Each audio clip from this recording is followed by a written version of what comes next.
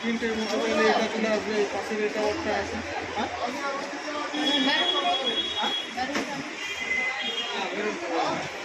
এটা দুটো কালারই আছে।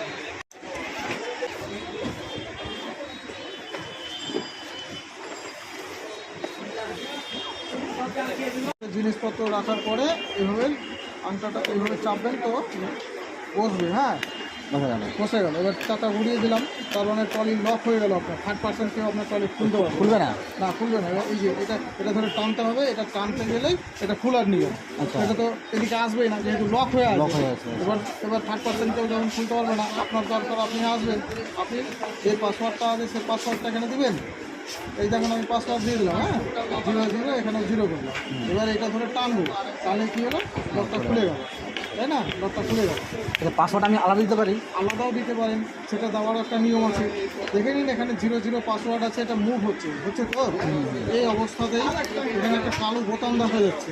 আচ্ছা, হ্যাঁ, এই বোতামটাকে হালকা চাপলে বসবে, বসে গেল। এবার আপনি আপনার মনের মতো পাসওয়ার্ড দিন। ধরে নেন আমার এখানে 0 থাকলো, এখানে 1 করলাম, এখানে 2 করলাম, 0 1 2 করলাম, দেওয়া শেষ আমার। এবার করবো কি, এটা ধরে এদিকে টানবো, তাহলে কী হলো, টানার সঙ্গে সঙ্গে কালো বোতাম উঠে গেল, আর এটা ফ্রি হয়ে গেল, মানে রিসেট হয়ে গেল। রিসেট অর্থাৎ নতুন পাসওয়ার্ড তৈরি হয়ে গেল 0 1 2। এবার যদি আমি অন্য নাম্বার দিয়ে দিই, তাহলে দেখেন এটা দিকে মুভ হচ্ছে, মানে লক হয়ে গেল।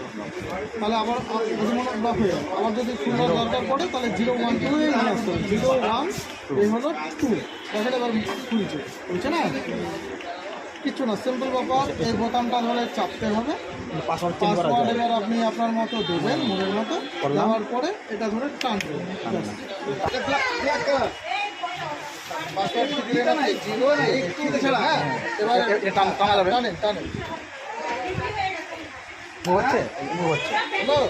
তাহলে কি হলো, কালো বোতাম উঠে গেল, আর এটা ফ্রি হয়ে গেল।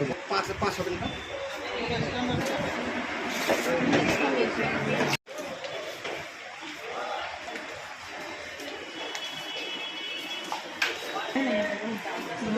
Bye.